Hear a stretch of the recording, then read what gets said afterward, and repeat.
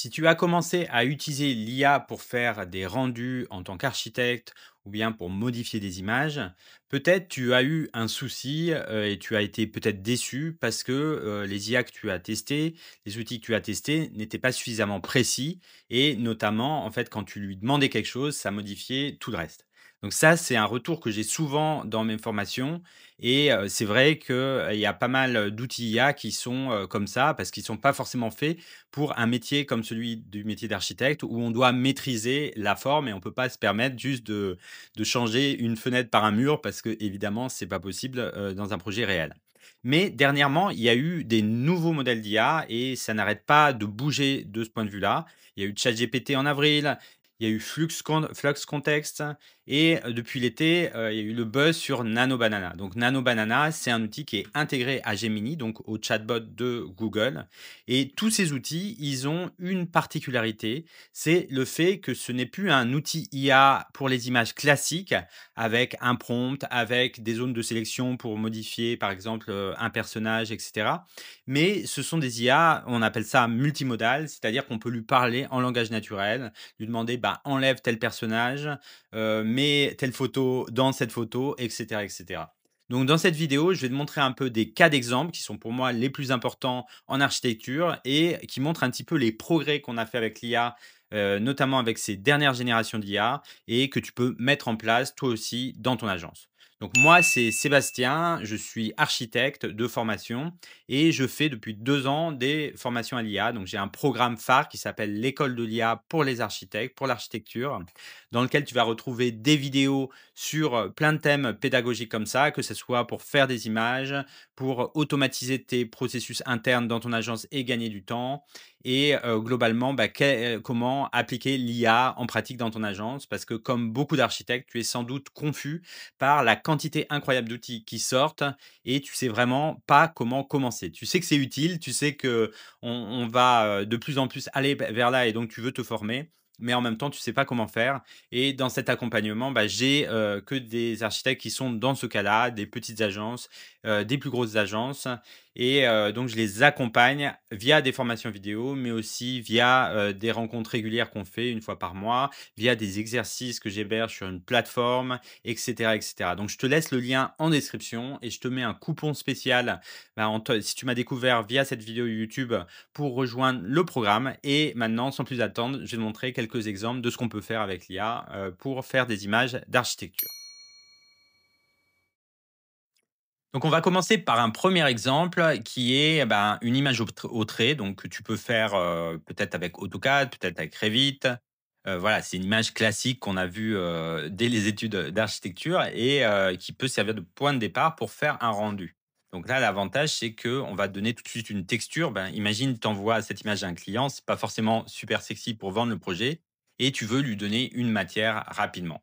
Donc, on est où? On est dans Gemini. Pourquoi? Parce que Nano Banana, donc le nom de code de cette IA multimodale qui fait des images, est intégré en fait avec Gemini. C'est ce qu'on appelle une IA multimodale. Pourquoi? Parce que en fait, c'est la même IA, c'est le même modèle qui écrit du texte et qui fait des images. Donc il y a plus de séparation. Le gros avantage de ça, c'est on va pouvoir lui parler en langage naturel. Il n'y a pas besoin de parler en anglais, il n'y a pas besoin de faire des tags, il n'y a pas besoin d'ordonner les mots d'une manière ou d'une autre. Lui, il comprend ce qu'on veut lui dire, il sait lire l'image et donc il sait générer quelque chose qui correspond à l'image et en même temps qui correspond à notre prompt. Donc ça simplifie énormément la création d'images. Avant, on va voir ce qu'on peut faire avec. Mais je te garantis que ces rendus-là, en fait, il y avait besoin d'un workflow, d'un process qui était assez compliqué pour avoir le même. Donc, en gros, je lui ai demandé: «Est-ce que tu peux me faire un rendu en ajoutant du bois, un plafond en plâtre et des plantes?» Par exemple, il y a une plante un peu luxuriante sur le bar et une personne assise à la table. Donc ça, tu vois, c'est un texte quand même relativement long, mais je l'ai dicté, donc ça va super vite, en fait. Tu regardes l'image et tu te dis: «Bah, voilà, qu'est-ce que je veux dans l'image, en fait? Quelle est la matière, en fait?» Il faut pas forcément lui donner trop de détails, mais essaie avec des petits prompts où tu dis ce que tu veux faire et ça va marcher. Par contre là, absolument, voici votre rendu avec du bois, un plafond en plat, des plantes luxuriantes. Par contre, il me produit rien du tout. Alors qu'est-ce qui s'est passé? Pour moi, c'est un petit bug qu'il y a dans, Gemini où il dit qu'il va faire une chose liée à l'image, mais en fait, il ne le fait pas et du coup, je le lui reprécise: «Fais-moi une image», car, oui, c'est quelque chose qu'il faut que je précise. Là, il y a une petite fonctionnalité create image ou créer une image en français, mais c'est pas obligatoire du tout. Ces IA multimodales, en fait, il faut juste leur faire comprendre, voilà, fais-moi une image de ça. Et le simple fais-moi une image, ça lui suffit pour savoir que l'intention que tu as, c'est de faire une image, de produire une image. Alors là, il l'a pas compris, donc je lui reprécise, mais voilà, c'est pas très compliqué. Alors la première version, c'est ça. Donc moi, qu'est-ce que j'en pense? Je trouve que c'est quand même pas mal du tout, notamment en précision. C'est-à-dire, je vais te là, on va regarder un petit peu et après je te remontrerai l'image initiale. Mais, donc il m'a fait une plante un peu luxuriante ici, il m'a fait une personne assise, c'est parfait. Les luminaires un petit peu design, bah, ils sont bien rendus, je trouve. Il a fait les 3 luminaires ici. Moi, j'ai une petite surprise sur la zone du fond parce que pour moi, c'était pas, des pavés de verre ou, en tout cas, une source lumineuse, mais en fait, c'est le cas pour lui. Et pareil, là, il a interprété ça comme un petit, on va dire, une petite bibliothèque. Tu vois? En fait, l'information dont il dispose, c'est ça. Donc lui, évidemment, il fait des interprétations. Là, il a pensé que c'était une fenêtre. C'est vrai que c'est assez justifié son choix et voilà. Donc tu vois, tous les éléments y sont. C'est une précision. Même le four, là, qui était évoqué ici, bah, finalement, il a été rendu comme four parce que pour lui, c'est probable, c'est évident que c'est four. Après, dans les instructions, j'ai demandé du plâtre, il m'a fait du plâtre. Le bois, il m'a fait du bois. Le sol, j'avais rien précisé, il m'a fait une sorte de béton ciré. Si je voulais autre chose, bah, je peux lui préciser. Mais voilà, cette source de lumière, pour moi, c'est pas forcément, ce que je veux. Donc je lui dis: «Dans le fond, tu as une source de lumière, mais en fait, elle n'existe pas». Alors, est-ce qu'il va comprendre? Dans le fond, il y a une source de lumière, mais en fait, elle n'existe pas. On va voir, tadadin. Non, il l'a pas compris, il l'a gardé et il a fait une bibliothèque ici. Alors pourquoi il a fait ça? Parce que dans le fond, bah, c'est imprécis, quoi. Dans le fond, il y a une source de lumière. OK, ça demande, dans le fond, il a compris, mais il y a une source de lumière, non, il l'a pas identifiée. Donc du coup, bah, je me retrouve à avoir une bibliothèque ici et une source toujours de lumière ici. Par contre, le reste de l'image n'a pas changé et ça, c'est une grande évolution. Souvent dans les IA précédentes, eh ben, le fond, l'image n'était pas vraiment stable. Donc maintenant, j'ai essayé, bah, comme les humains, en fait, je lui ai dit j'ai pris la copie d'écran, je lui ai surligné la source de lumière pour lui spécifier: «C'est celle-là». Alors pourquoi j'ai dû faire ça? Dans, les outils IA que tu as peut-être pu tester comme OpenArt par exemple ou d'autres, Midjourney, certaines versions de Midjourney et cetera, bah, en fait, il y a la notion de inpainting, c'est-à-dire tu sélectionnes une zone que tu vas modifier et dans les IA multimodales comme Gemini, Nano Banana dans lequel on est, bah, il y a pas besoin de ça, mais il y a pas l'outil pour ça, ouais et même s'il y avait l'outil, en fait, il y a pas besoin parce que tu peux lui dire comme un humain. Par exemple, si je veux enlever les plantes sur le bar, bah, les plantes sur le bar, c'est suffisamment, univoque, il y a pas de on peut pas se tromper, les plantes sur le bar, il y en a une, deux, trois, quatre. Il va comprendre cela. Mais là, c'est vrai qu'une lumière dans le fond, c'est pas si clair que ça, donc du coup, je lui souligne avec un petit, entouré rouge. En fait, je parlais de cette zone, donc voilà, je lui donne une image que je produis et je lui dis, «Je parlais de cette zone» et là, il comprend et du coup, il me fait la bibliothèque ici. Donc moi, mon impression, c'est que, bah, la qualité, elle est plutôt très bonne. L'ambiance lumineuse comme ça en brut de décoffrage, c'est pas forcément la meilleure ambiance du monde. Voilà, c'est un petit peu plat comme image, mais il y a la possibilité évidemment de lui passer des images de référence. C'est vraiment une version de base que j'ai obtenue en quelques minutes et évidemment, on peut faire beaucoup de choses après et voilà, pour moi, c'est déjà un cas d'usage qui marche bien. Mais maintenant, passons à un deuxième pour voir ce qu'il a vraiment dans le ventre et est-ce que ça peut être l'outil de rêve pour les architectes. Donc notre cas 2, ça va être, une modification d'image. Donc tu vas voir qu'une image comme ça, on peut la modifier globalement pour lui donner une atmosphère, pour la changer de style et que, bah, finalement ça va être assez fidèle. Donc essayons avec cette image. Donc si, qu'est-ce que je veux lui demander? Bah, je vais lui demander: «Est-ce que tu peux me changer la lumière pour faire une vision nocturne de cette photo, notamment avec des invités pour une fête aux bougies?» Donc changement d'ambiance et voilà, on est dans la fête nocturne. On va essayer de comparer un petit peu juste pour voir, la précision. Donc globalement, c'est plutôt précis. Il y a des invités en plus, effectivement. Là, il y a un petit poêle sur le côté. Effectivement, il y a un petit poêle sur le côté. Il y a une petite table basse, des bouquins, voilà, un petit banc bleu. Le banc bleu, il reste. La table basse, il reste. Voilà, il y a juste les bougies en plus. Bon, moi, je trouve que c'est vraiment, vraiment bien. C'est une image qui m'a pris 2 minutes à faire à partir de la précédente. Donc, c'est assez hallucinant quand même, le niveau auquel on est arrivé. Maintenant, avançons un petit peu. Maintenant, est-ce que tu peux me faire une image d'un matin neigeux avec des enfants qui jouent dans le jardin, dans la neige? Donc, je ne sais pas si tu as en tête cette image. Je veux la même chose, mais en hiver. Et voilà, première image. Donc, c'est pas bon, mais il y a des détails qui sont en commun. Là, tu vois qu'il y a des petites boules qui pendent.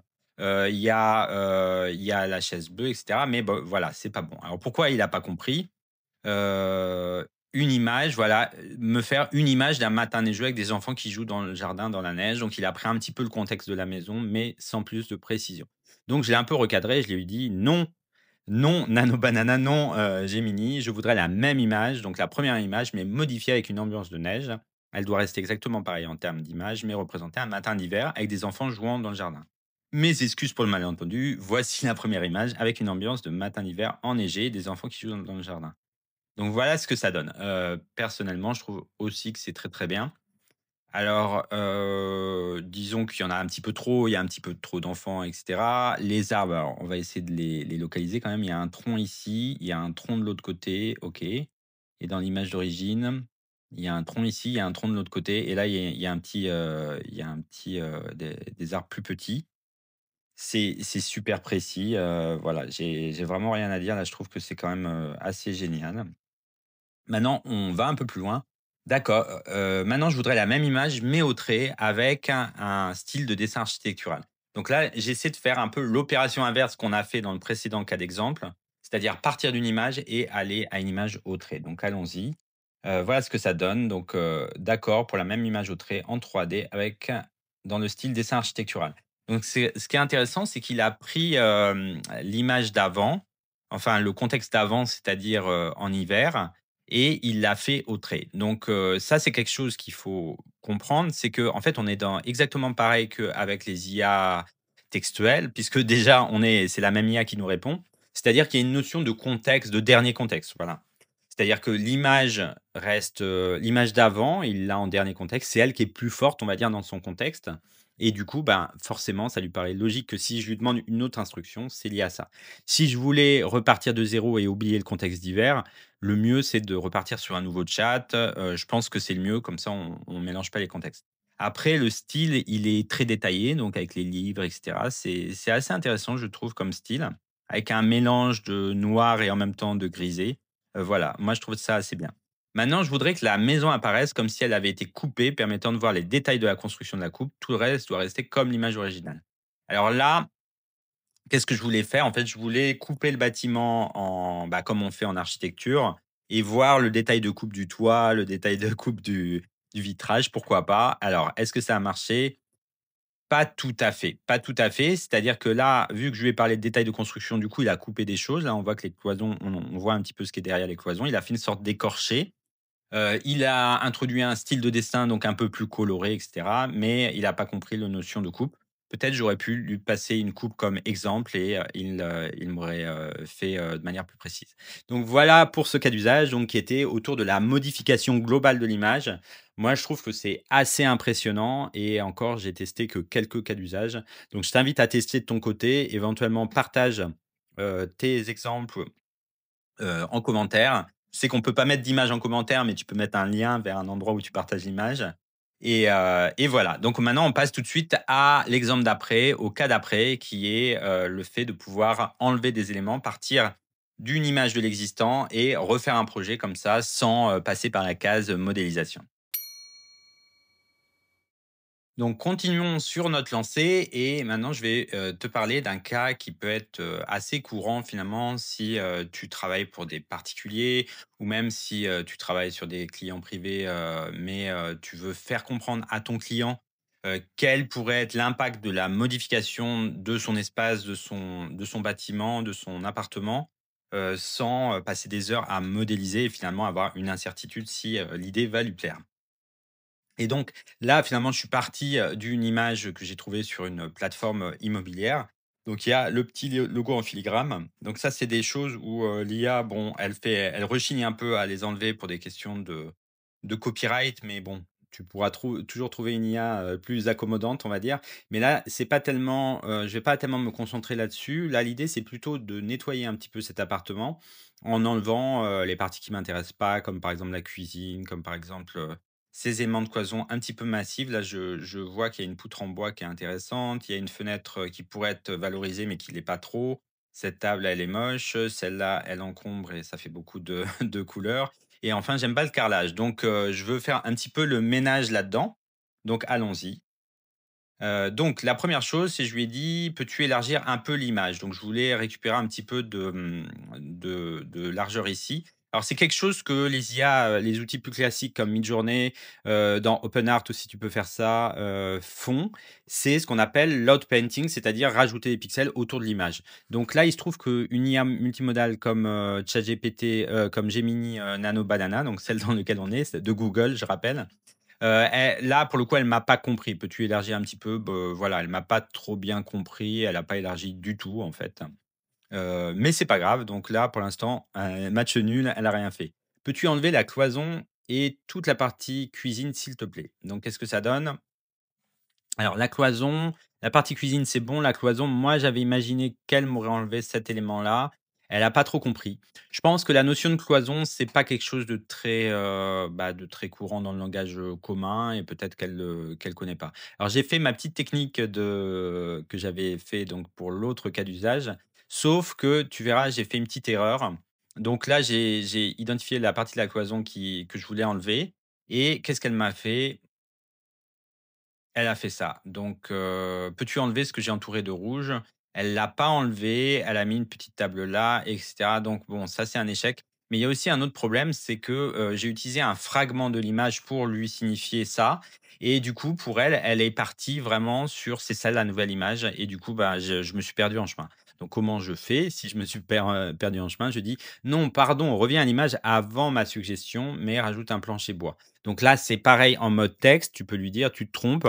Tu lui dis: «Ah non, je me suis trompé, désolé, oublie ce que je t'ai dit, on revient à ce qu'il y avait avant». Ça, c'est une manière un petit peu informelle. L'IA, elle va comprendre que tu veux pas, continuer sur cette voie. Si tu veux vraiment être sûr, tu crées un nouveau chat et là, tu reviens un petit peu à zéro. Alors elle est bien revenue en arrière et qu'est-ce que je lui ai demandé en plus? Je lui ai dit: «Reviens à ma suggestion, mais aussi rajoute-moi un plancher bois en plus». Donc là, c'est vrai que ce carrelage, c'est un peu limite et là, du coup, elle m'a fait un plancher bois. Par contre, là, la taille des lames, elle est vraiment importante. Si j'ai essayé de calculer, ça doit être du 25 ou 30 centimètres de large. Du coup, c'est pas très réaliste et c'est un peu artificiel. Donc je veux des lames plus fines et j'en profite pour lui demander une autre instruction autour de la fenêtre. Je veux des petites tablettes avec des plantes qui tombent. Voilà, ce qu'elle m'a fait. Donc au niveau des tablettes, moi, j'en voulais qu'une. Elle m'en a fait une aux 2 étages. Bon, j'aurais dû être plus précis, hein. Des fois, avec l'IA, il faut être, assez directif. Mais là, en l'occurrence, bon, pourquoi pas une tablette en hauteur. J'aime pas trop les petites équerres, mais c'est pas grave, on va pas trop faire dans le détail pour l'instant. Le plancher, est-ce que c'est mieux? Non, c'est pas vraiment mieux, hein. Je l'ai laissé, passer, mais c'est pas vraiment mieux. Et voilà, maintenant, on passe à une autre étape, c'est que je veux lui introduire un objet que j'ai en catalogue qui m'intéresse et je veux lui dire de remplacer ces sièges-là par cet objet-là. Donc remplace les 2 sièges gris par ce canapé et enlève la table basse qui est là, qui m'énerve depuis le début. Et aussi je lui dis: «Bah, mets 2 personnes assis en train de boire un café». Tu vois que là là, j'ai pas dicté, du coup l'orthographe est un peu moins bonne, mais mets 2 personnes assises en train de boire un café dans le canapé, une autre en train de travailler sur un ordinateur MacBook. C'est pas pour faire la pub pour MacBook, mais je trouve que esthétiquement ça rend bien en général ce type d'ordinateur. Alors voilà le résultat. C'est pas exactement ce que je voulais parce que moi je voulais lui demander de remplacer, les éléments gris ici. J'en déduis peut-être quand même qu'il faut, que ton instruction soit assez découpée si tu veux un bon niveau de précision et à la limite de faire plusieurs essais en changeant un petit peu ton instruction parce que c'est vraiment comme ça qu'on parle avec, ces IA-là, avec la voix, avec du texte, qu'il soit en anglais, en français. C'est pas tellement ça qui est important, mais c'est plutôt la manière d'être précis sur ce que tu veux modifier. Alors vu que j'ai demandé 3 personnages C'est vrai que ça faisait un petit peu beaucoup. Moi, j'imaginais une personne qui buvait le café, une personne qui utilisait son MacBook. Là, il a réinterprété, vu qu'il y avait un vide ici, il s'est dit: «Bah, voilà, le canapé, je l'ai là, c'est très bien». Il a du coup coloré ce meuble-là et voilà, donc on en est là pour la modification. Maintenant, je veux qu'il remplace la table par une table plus allongée. En fait, j'avais une autre idée ici, c'était avoir une petite table, en bois un petit peu massif avec des pieds un peu modernes en acier comme ça se fait, on va dire dans les restos bobos ou dans les quartiers bobos. Donc là, il y a un petit problème, c'est que, le pied est trop gros, la table est trop grosse, voilà, ça marche pas du tout et du coup, bah, je lui demande de revenir en arrière. La table enfin, je lui demande de le corriger, mais il se trouve que, dans un premier temps, il m'enlève tout donc bon, pourquoi pas, hein. C'est mieux de partir d'un résultat plus épuré et je lui dis: «Enlève la table basse au premier plan qui est ici» et pour une raison que j'ignore, il m'a remis la table. Donc finalement, l'instruction que je lui avais dit dans l'étape précédente, il l'a appliquée, mais une étape après. Alors là, faut pas chercher à comprendre, faut itérer, voilà, c'est des modèles qui sont un peu évolutifs et il se peut qu'il y ait des petites choses comme ça. Mais ce que je note par contre, c'est que tous les autres éléments, bah, je peux les laisser tranquilles, ne pas les regarder, de peur qu'ils changent. Je vais prendre un petit détail là dans ce petit coin de fenêtre, il y a, de la tuile, bleutée, exactement pareil ici, ça a pas bougé du tout, quoi. Ici, c'est l'image originale. Donc tu vois qu'il y a une stabilité de l'image et ça, c'est vraiment, appréciable. Donc on en était là, il y a la table et après je dis: «Mets des photos en noir et blanc de New York sur le mur latéral et enlève la table» parce que finalement, ben, je préférais sans. Du coup, il m'a fait ça, donc là, pareil, un peu excessif sur les photos de New York. D'ailleurs, je ne sais pas si c'est trop New York. Sinon tout le reste, il reste, tel qu'il était. Enlève le logo au filigrane, j'ai fini par vouloir l'enlever. Mais si tu veux enlever des logos comme ça, il y a d'autres techniques. Je pense pas que ça soit l'outil pour, parce que en interne, en fait, il doit avoir un prompt qui lui, ben, ne fait pas ça, et cetera. Notamment filigrane, c'est comme ça qu'on protège les images donc, et j'en veux qu'une photo, je veux qu'une photo de New York, donc la photo de New York, ce sera celle-là où on voit effectivement une rivière. L'image est trop grande. Je pense que c'est l'effet grand angle de l'image là, c'est une image en grand angle, tu vois que c'est déformé sur les bords et du coup ça lui perd un peu, les proportions. Donc voilà, ça c'est notre image finale. C'est pas parfait, c'est pas exactement ce qu'on voulait, mais il y a quand même une grande stabilité et on peut vraiment itérer. Je pense que s'il y a des erreurs, bah, il faut, revenir un petit peu en arrière, éventuellement partir d'une image intermédiaire, la remettre dans un autre chat et continuer. Donc, il y a rien de rédhibitoire, sachant que, bah, c'est fait en 5 à 10 minutes. Donc, si tu compares un process, manuel de modélisation ou de retouche avec Photoshop, c'est largement plus rapide. Donc, tu vois que ça, c'est l'image d'origine et en quelques minutes, j'ai cette image-là. Donc déjà, tu peux te projeter. Tu peux aussi partir de cette image, la modifier par une autre manière et après revenir avec l'IA. Il faut aussi, penser à hybrider, tes process.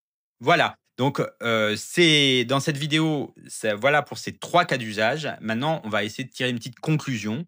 Est-ce que, cette IA multimodale, Gemini Nano Banana est suffisant pour, l'utiliser en tant qu'architecte? Donc, j'espère que ces cas d'usage, t'ont donné des idées. Donc, je t'invite à tester avec ton propre, compte Google et de créer, si c'est pas le cas, donc un compte dans, Gemini. Enfin, de pas le créer parce qu'en fait, les 2 sont liés. Tu vas juste sur gemini.google.com et tu auras ton compte si tu as un compte Google.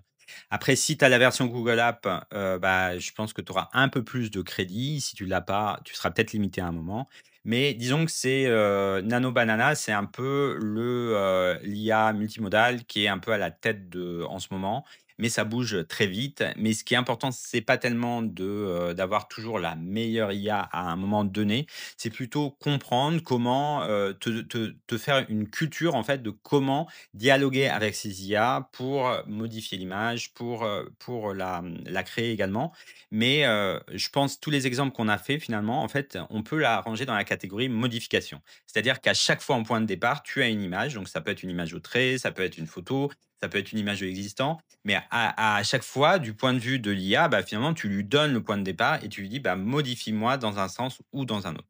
Je pense que le troisième cas était peut-être celui qui était le moins concluant, mais pourquoi? Parce que il était plus difficile, on devait enlever des choses, on devait recombiner des choses et forcément, il y avait des petites difficultés. Par exemple, le canapé, ben, on n'arrivait pas trop à le tourner. Mais là, pareil, il y a rien de rédhibitoire. Il faut, tester, de différentes approches avec différentes photos, en lui parlant d'une manière différente parce que, finalement, la parole, ça devient ton moyen pour, piloter l'IA. Alors moi, ce que j'en pense, c'est que, il faut vraiment, commencer à l'utiliser, ne serait-ce que pour, en parallèle, finalement, avec un process traditionnel pour voir jusqu'où on peut arriver et tester ce qui marche pas. Parce que là, tu te retrouves avec un outil qui permet, de transformer une image de manière très, très souple. Un petit peu comme le texte. Le texte, ça va encore plus loin. Le texte, on peut vraiment le transformer dans tous les sens, le mettre en tableau, le résumer, le traduire et cetera. Avec l'image, on commence à s'approcher de cette souplesse avec une certaine limite. Mais, je pense que ce qui est important là, c'est vraiment de tester sur beaucoup de cas d'exemple parce qu'il y a pas de règle absolue, il y a pas une manière, vraie qui marchera à tous les coups, de faire, son prompt. Également, il faut se tenir au courant et tester avec différentes alternatives. Par exemple, ChatGPT, bah, ça peut être une alternative puisqu'il a une IA multimodale aussi assez puissante, moins puissante maintenant, mais il y aura peut-être une nouvelle version. Il y a des alternatives chinoises également et il faut pas non plus oublier ou jeter à la poubelle les anciens outils, les OpenArt, les, Midjourney.